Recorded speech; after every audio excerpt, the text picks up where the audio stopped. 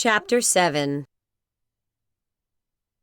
Smiling at the absolute silence on the other end, I readjusted the pillows behind me and got a bit more comfortable. It was wicked of me, but my heart was in the right place. Roberto needed something to relieve his mind of his frustration. I figured this ought to do it.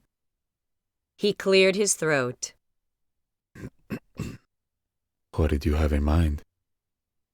Oh yeah, I had his attention. His voice was at least an octave deeper. Well, as you know, in our last session with Pastor, he instructed us to have a frank discussion about sex. Our likes, dislikes, frequency, etc. I figured now was as good a time as any. Actually, with Roberto being in Texas, this was the perfect opportunity. The distance between us meant whatever feelings the conversation stirred up would have time to dissipate before we met in person again. I see. There was a pause, then. Well, I brought it up. He wanted me to lead the discussion too? The grin on my face would have warned him had he been there to see it.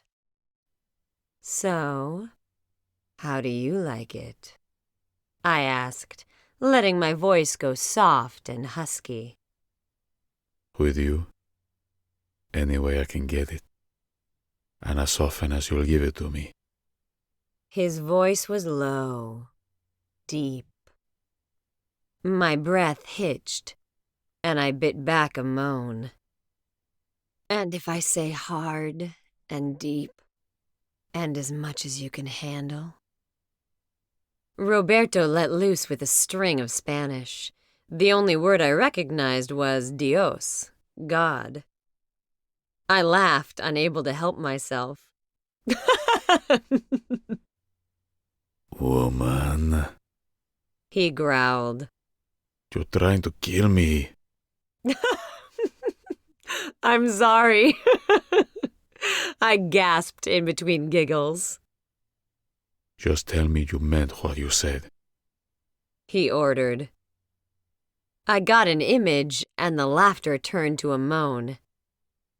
Oh yeah, every word of it, I said with a sigh. Bringing this up with me here and you there is cruel. He complained. No, it's necessary. Face to face, I couldn't do this and not follow it up with action, I informed him. So, you want me? His deep voice sent shivers down my spine. Like you don't know, I murmured. I think I know, but it's still good to hear. He said. Every day, I confirmed. In a totally different tone of voice, he stated. That could be because he's forbidden right now. What about after we're married? I paused, realizing this was a real concern of his.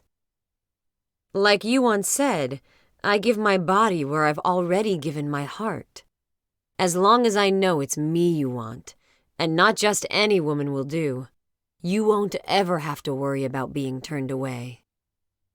So you don't withhold sex as punishment, or offer it as a reward? He asked, his voice neutral. I wondered if Peg had done this to him. I realize a lot of women do, but I'm not the type. That's not to say if I'm angry or hurt by something you've done, I'll want you touching me right at that moment. But I don't believe in playing games. Sex is not a bargaining tool. However, it can be a barometer of the healthiness of our relationship. I could hear him moving around, getting more comfortable. How so? This was a bit more difficult to put in words. I wasn't a relationship expert like Dr. Phil. I only knew how I felt. When Tyrone and I first married, things were great. Sex was frequent and hot, but after a while, things changed. He'd go to work, come home, and not lift a finger to help around the house or with the kids. Then he started hanging out with friends after work. When he was home, he'd play video games. I began to feel like his housekeeper, nanny, cook all rolled into one. The only time he paid any attention to me was at night when we were in bed. He'd come in from being out with the boys and want to have sex, like I was supposed to perform for him. It wasn't long before I lost interest in the act itself. So during our rough spots, I shouldn't expect sex? Roberto asked, sounding cautious. That's not what I'm saying. I heaved a sigh of frustration. I hated not being able to articulate myself. Women need... Don't tell me about women. Tell me about you. Roberto interrupted. I need to feel loved, wanted, valued, and appreciated. Tyrone wasn't giving me that. My wants weren't important to him. I'd say I need you to be home more, help with the twins, stop treating our home like a hotel. And he'd say okay, but nothing would change. It was that way with everything. I'm not a nag. There's only so many times I'll say what I need before I stop wasting my breath. I explained, hoping he understood. This has to do with you needing to feel wanted, doesn't it? Roberto asked, obviously remembering something I'd said to him earlier. Yeah. His actions showed I wasn't important to him, despite what he said. Then I began to question his attraction to me, feeling like any female would do. I was just a convenience. Roberto was silent for a moment, most likely processing my words. How do I show you it's you I want? Just keep doing what you're doing now, I told him. What am I doing? He sounded puzzled, like he really didn't understand. So I tried to put into words all the little things Roberto did, which caused me to love him so much. You call, all the time, just to check on me and hear my voice. When we talk, you listen. You touch me constantly and not always with sexual intent. If I'm near, you've got your hand on me, like you can't help yourself. I'm a toucher. Isn't that what they call them? Yeah, but you're not that way with everyone. You're extremely affectionate. And because you are, it makes it okay for me to be too. Of course you can be affectionate with me. I love it when you do. Roberto sounded surprised I'd think otherwise. I know, but I'm not affectionate by nature. Well, maybe I am, but I've been trained to hold back. So I may want to touch, cuddle, or snuggle with you, but I won't act on the desire out of fear of being rejected. With you, I don't have to worry. You reach out to me before I work up the nerve to reach out to you. And that's all I need to do. I could hear his disbelief. Roberto, you don't understand. In my experience, guys start off acting like I'm the most important person in their life. They do everything you do, well, mostly, for a time. Then once they're secure that they've got me, they go through a whole personality change. For instance, Ron was affectionate, used to call all the time, and we'd spend hours on the phone just talking, getting to know each other. He'd complained that I was too busy, that we weren't spending enough time together. He did all the right things, made all the right moves. Then one day, it was like someone flipped a switch. Suddenly he's saying he doesn't like talking on the phone and never did. All those conversations I remember, he doesn't. When we did talk, it was about him, his needs, his issues, his problems. I was expected to deal with my problems on my own because, my voice deepened, I don't bring my problems to you, so you don't bring yours to me. Huh. Touch was limited to sexual intent. If it wasn't leading to sex, why was I bothering him? Suddenly, I'm a tease. I sucked in air and continued. And he wasn't the only one who changed. Tyrone said and did one thing before we were married and acted totally different afterwards. With him it was, "Oh, I love you so much, you're the only woman I want. My parents went through hard times, struggled, and stuck it out, and I plan to do the same with us." That is, until he found out how much having a wife and children crimped his style.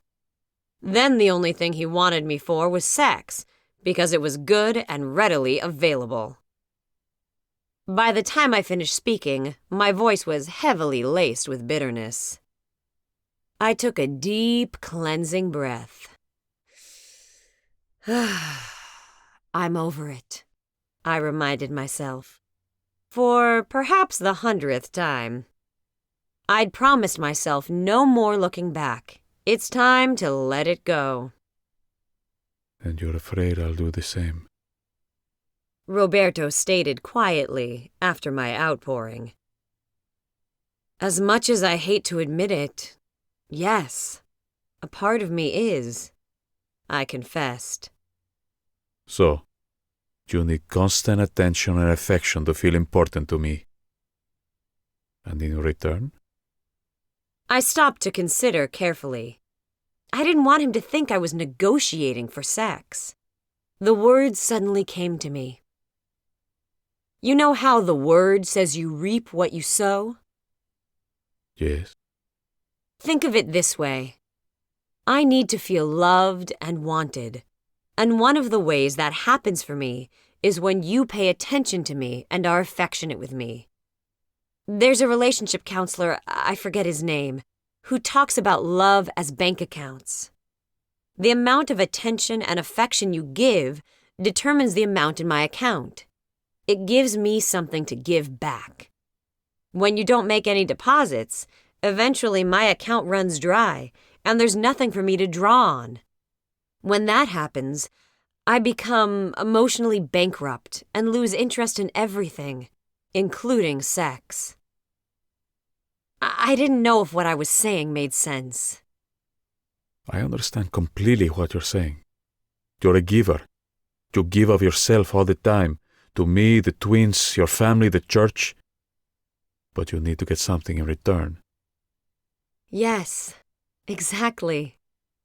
Those other guys, because you're not demanding, and you were always there for them when they needed you, began to take you for granted. They stopped giving, but kept taking until they'd taken all you had, and there was nothing left to give. I was quiet, his words hitting very close to home. I won't do that, Nina. I promise you. I'll always give. And if I somehow forget, tell me. Don't be afraid. I want you to have what you need. Promise me you'll do that. He said. I'd done that before, made my needs known, to no avail. I saw no point in putting myself out there again. I forced a chuckle. How did we get on this? We're supposed to be discussing sex. Now, about oral sex, do you like to give or receive? Both. Now stop trying to distract me and change the subject. I'm serious about this. I want you to promise you'll let me know if I start neglecting you, or if there's something you need I'm not providing. And don't be vague or hint around. Give it to me straight. His voice was almost stern.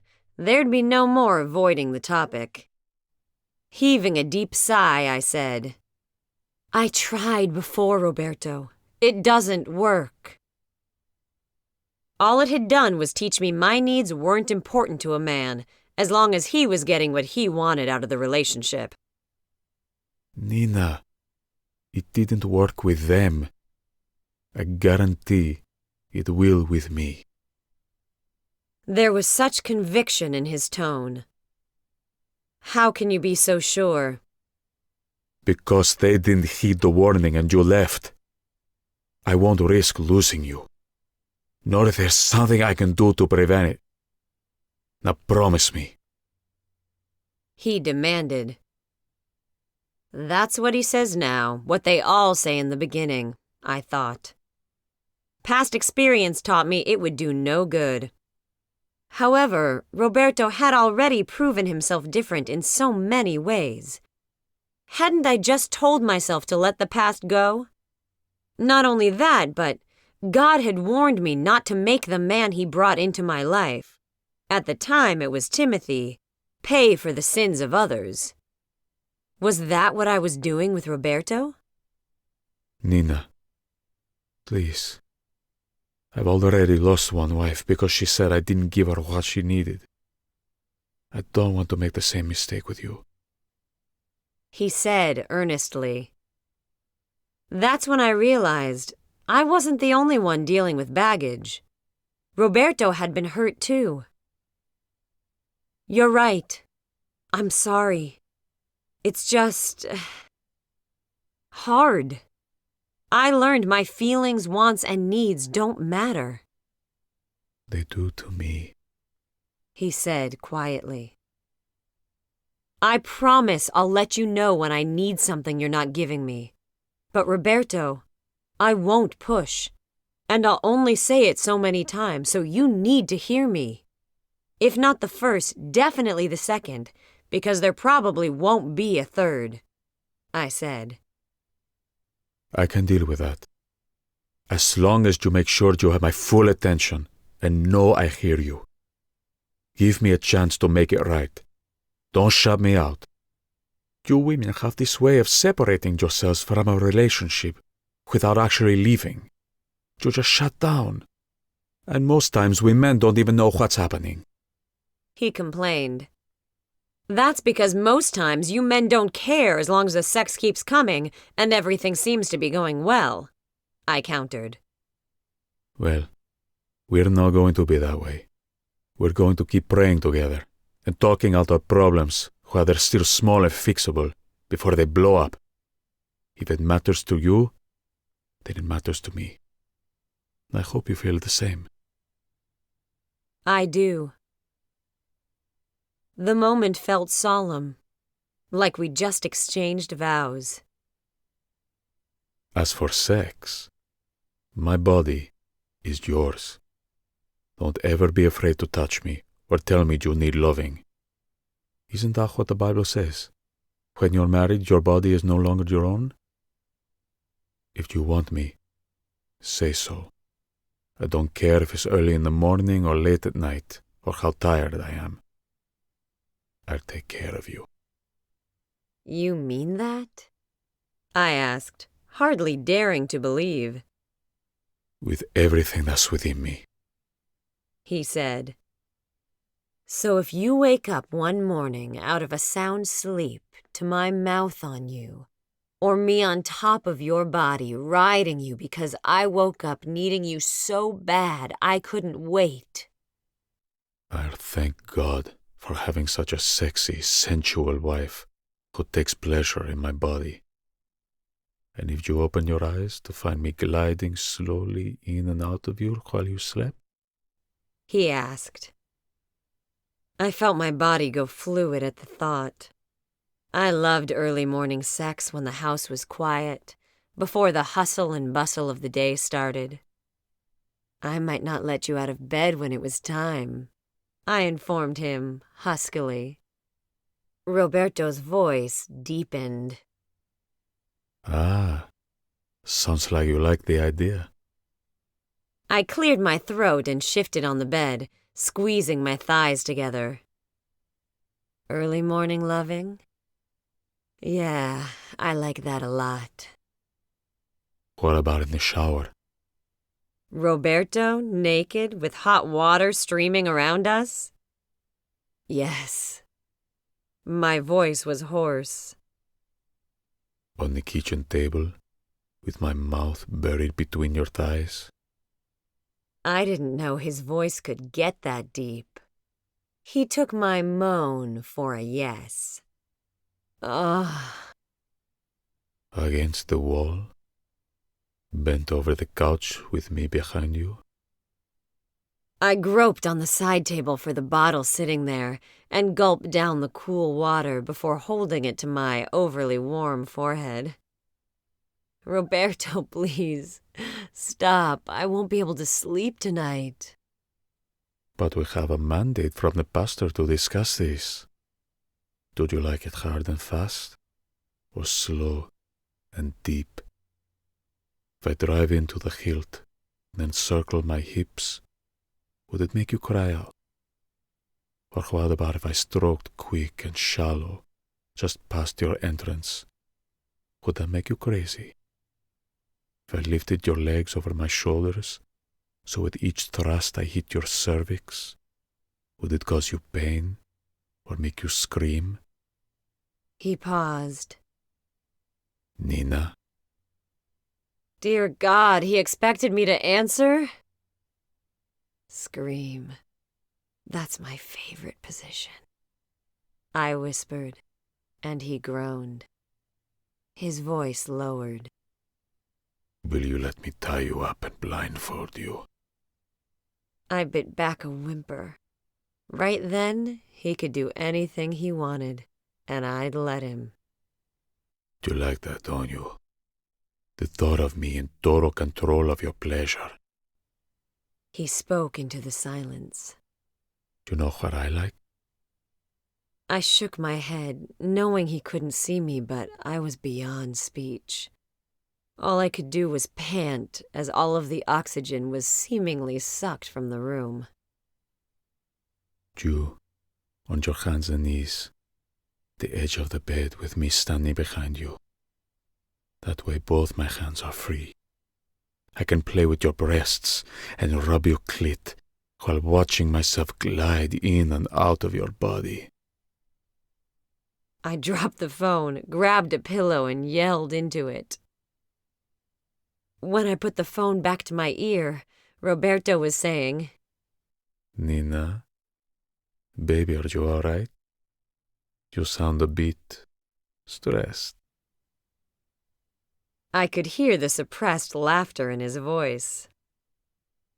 Do we need to stop with our assignment? I'm fine. Just a bit warm, I responded, determined not to let the man get the better of me. I'm a mature woman. I can have a conversation about sex without going up in flames. His tone silky, he said. That's good, because I need to warn you. Peg used to complain about my being overly large. I'll have to make sure you're good and wet to avoid hurting you.